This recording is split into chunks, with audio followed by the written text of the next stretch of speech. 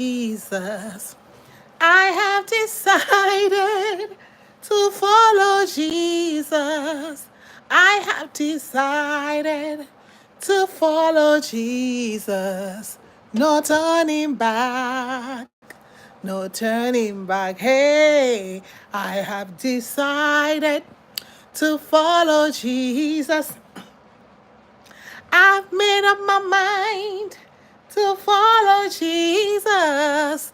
I have decided to follow Jesus. No turning back. No turning back. Hey, how are you, my people? How you all doing today? So I'm back. Today we're going to talk about rewriting the script and not rehearsing it. Where did this come from? I'm going to read some scriptures, but basically it's going to be about Daniel and it's the three Hebrew boys, and of course, I have to piggyback on Adam and Eve too, from the beginning of creation. So let's look at the book of Daniel. Follow me. The book of Daniel, chapter 1. Oh my God. Chapter 1, verse 6. Let's see what it says. It says, and I read, among these were Daniel, Ananiah, Mishael, and Azariah. Look at those three Hebrew names. Those names are Hebrew names. Those names are the ones the parents gave to them. Daniel, Ananiah, Mishael, and Azariah. They had those names for a reason. But when they entered Babylon, when they came to that land, the land where they did not fear God, the land where, Babylon, mystery, evil Babylon. It says that the chief of the eunuchs now gave them names. Listen to the names that they gave to them. He called Daniel Belteshazzar, Ananiah, he called Shadrach, Mishael, he called Meshach, and Azariah, he called Abednego. Were those their names? No. Those were names that were given to them by somebody that don't know. Hey, Chinita Gonzalez, hola, hi. These were names given to them by somebody that did not know them, did not know their story, did not know where they are coming from, did not know exactly where they are going. And kind of, I was reading through the book of Daniel and I saw that only Daniel kind of remained Daniel. But the other ones, Ananiah, hi, thank you. My day is going good, and I hope your day is going good too. Ananiah, Azariah, and Mishael. Those three names kind of disappeared after chapter 1. Kind of disappeared because somebody decided to give them a name. Hey, Big Bobs. Oh, that's okay. It's part of nature. That's all right. It's something that you need to do. So that's good. Those are names that were given to them by somebody that did not know where they're coming from. So my encouragement to you and to us and to all of us, because it happens, and I'm going to go back to Genesis in the beginning, because this eunuch did not just start it. This eunuch didn't start it. Hey, Braves, welcome, guys. So we see here their names were changed. But Daniel maintained his name, because in that chapter 1, it says in verse 8, but Daniel resolved that he will not defile himself. So throughout the scripture in Daniel, Daniel maintained his name. So my word to you today, my encouragement to you today, as somebody giving you a name that is not your name. And I always tell my children, oh, they call me stupid. I say, but is that your name? Somebody call you stupid. Is that your name?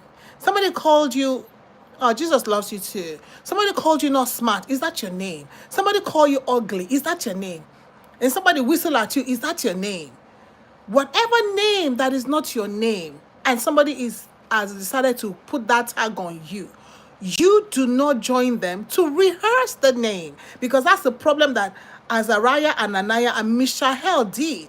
From Daniel chapter 1 going forward, after the eunuch called them that name kind of stuck. They couldn't shake out of it.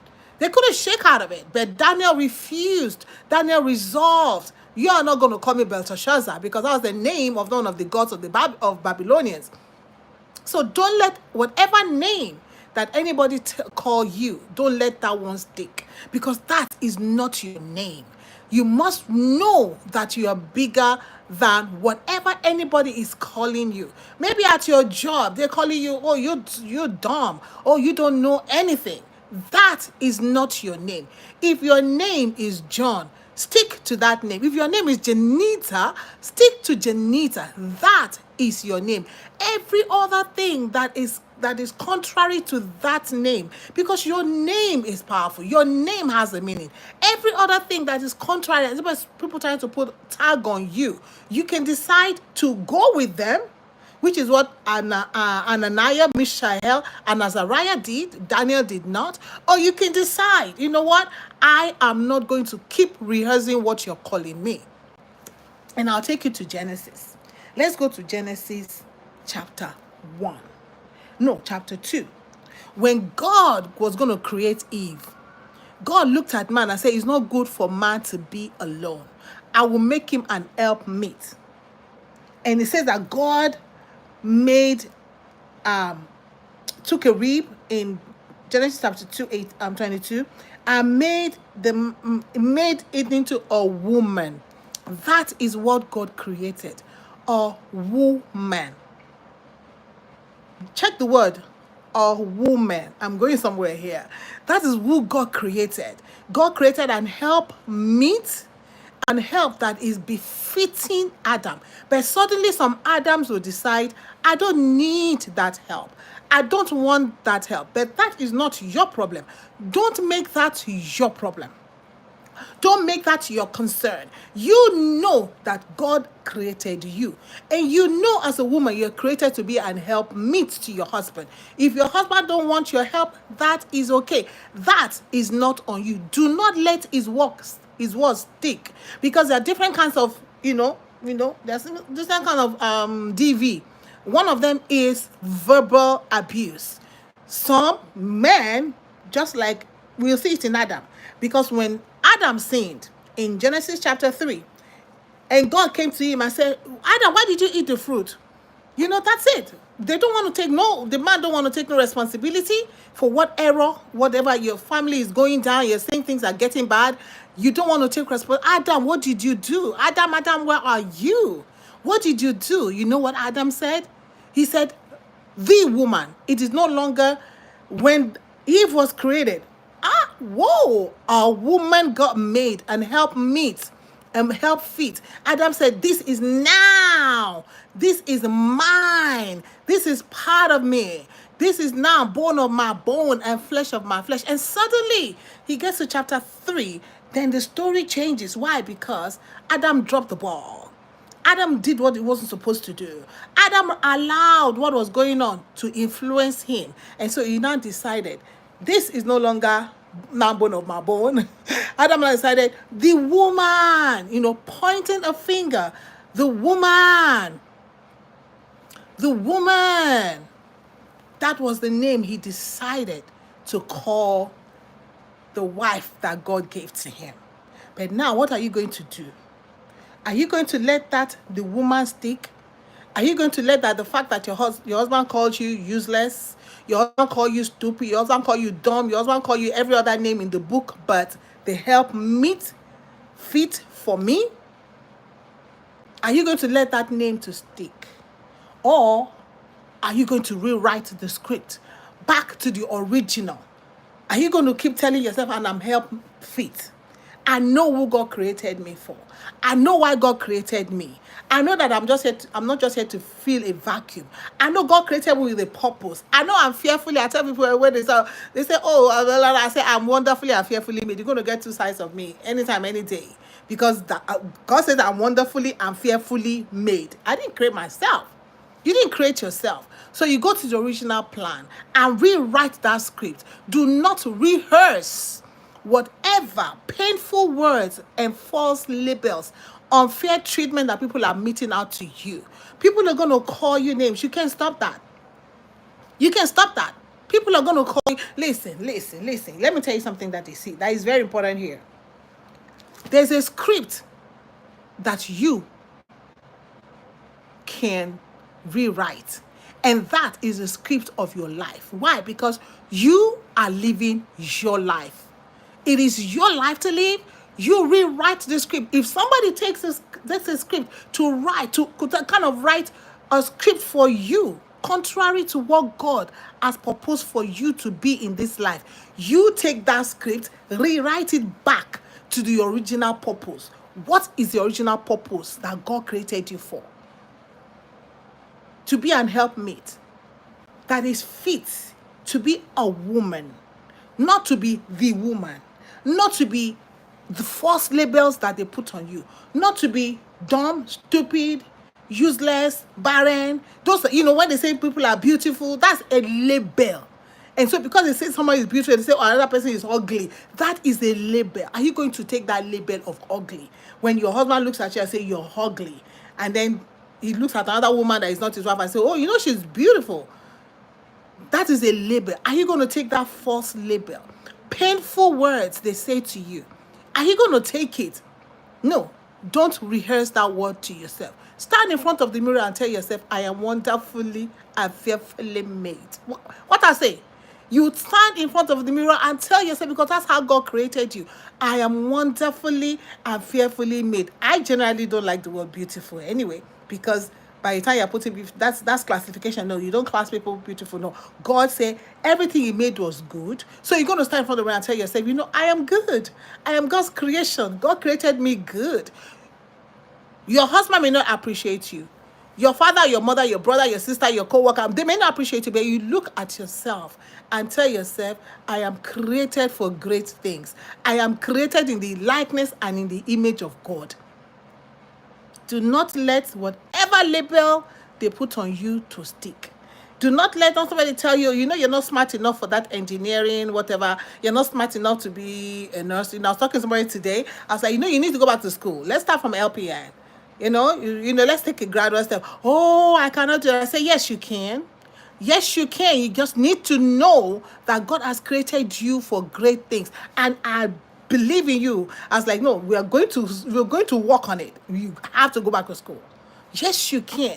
Don't look at yourself and take what the world has said and what the world is projecting on you, and you want it to stick. No, rewrite your script. You have the authority because it is your life. You are living this life. Don't let somebody else live a life for you. Don't let somebody else write a script for you. The script of your own life. Like, hello, the script of your own life, your own drama. No, don't worry. At least I'm a drama queen myself. I can dramatize myself. I can write my script myself and drama it by myself. I write my script with people. Don't let how people treat you. People will call you what they want. Listen, it is the life that we live. Unfortunately, because people have mouth, right? So people will call you what they want and they will treat you how they feel. They will try to redefine your life. Adam, the woman, it is no longer a woman. It's no longer now bone of my bone. This is that now. No. Then you go to Daniel, Ananiah, Mishael, and Azariah. They are no longer now Jews because they were Jews. They were kingly, priestly people that were brought. You come and give them Babylonian God's name. You give them Belteshazzar, Shadrach, Meshach, Abednego, because that's what. So even we in this generation, we still talk about Shadrach, Meshach, and Abednego. We sing Shadrach, Meshach, and Abednego. I have a song that is Shadrach, Meshach, and Abednego. I told myself I got to go back and change that song because that was not their names. That was not the names that they brought from the land. From the land that was flowing with milk and honey, they didn't bring that name. Their names were Ananiah, Mishael, Azariah, and Daniel. So if we keep calling Daniel, Daniel, why are we calling Shadrach, Meshach, and Abednego? Why are you accepting that label that they gave to you? Don't accept it. The Bible says in Romans 12:2 that we should be transformed by the renewing of our mind. You have to renew your mind and tell yourself, that is not who I am. Whatever you are calling me, when somebody is just calling you stuff, you don't even have to respond by your mouth. You just need to tell yourself in your mind, that's not me. They may, hey, oh my God, oh Lord Jesus, wow, my pastor, how can I be? This is my pastor talking. God bless you, sir. How can you renew your mind? So when they are calling you those names, you in your own mind tell yourself, no, I am wonderfully and fearfully made.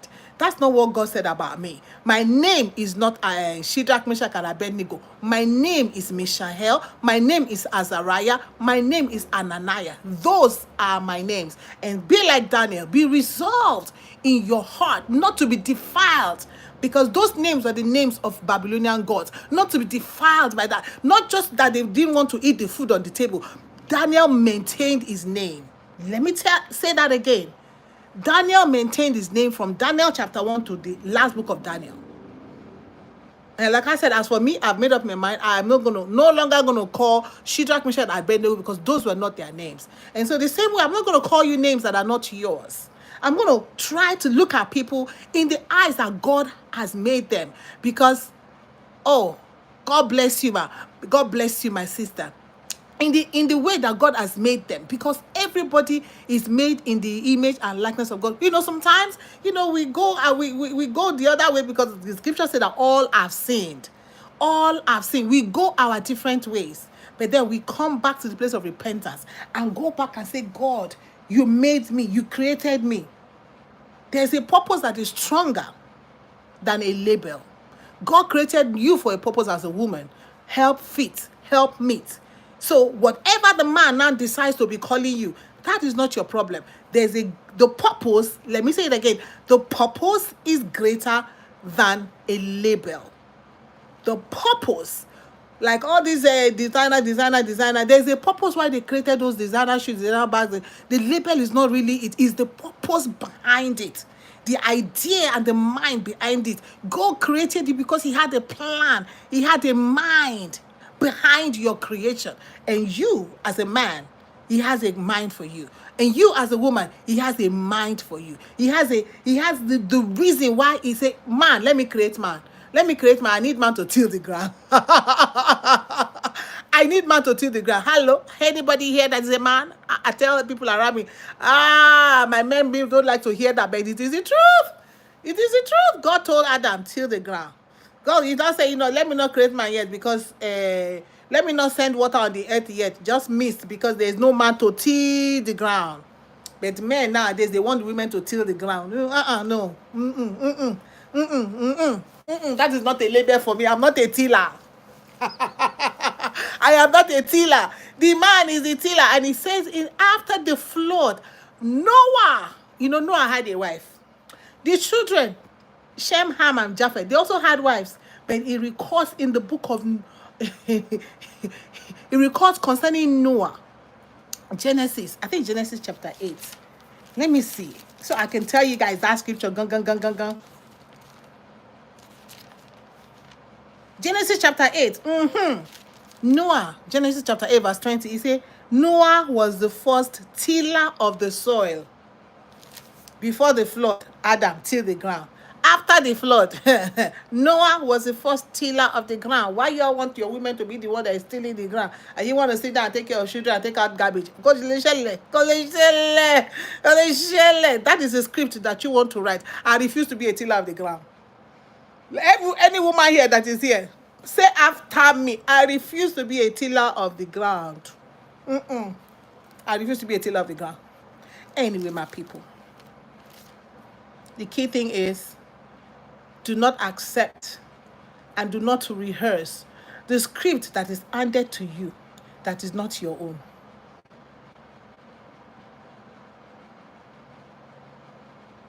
Do not act out the pain that others put on you. It's time to pick up your pen and say, why did God create me? Get a journal. You can start from there. Get a journal and pen down for yourself. This is why God created me. This is who I am in Christ Jesus. It is who you are, not in the eyes of men, but who are you in the sight of God? Who are you in the eyes of God? How does God see you? Let that be the defining factor of your script. Yes, I refuse. Correct. Yes, I refuse to be a tiller of the ground. Adam tilled the ground. After the flood, Noah was the first tiller of the ground. Noah had wife, Shem and of Japheth, 3 of the children of Noah, they had wives. Why didn't they till the ground? Let us stick to the original. Stick to the original. Take your journal and write for yourself. Who am I in Christ? 1, I am fearfully and wonderfully made. 2, I am made in the image and likeness of God. 3, who God created me and looked at me and said, Joy, you are good. Yeah, your husband may not see you as as beautiful as all the women all around that they are saying the same way. That's not my own problem. So you too, don't make it your own problem. That is their script. That's what they want to call you ugly. But you're going to tell yourself, I am wonderfully and fearfully made. God don't create ugly. God creates wonderfully and fearfully. God creates good. God creates in his image. So you have to write these things down. Put it on your mirror. So when you wake up in the morning, you have those things that, you take them in as your vitamins to change the script that people have written concerning you. To change and to not rehearse. That's the point. To rewrite the script. To rewrite it. You don't have to leave out the broken script written by others. Because 1, they did not create you. They don't know the purpose for which God created you. God says, I know. God, listen, your Jeremiah. He says, I know the thoughts that I have for you.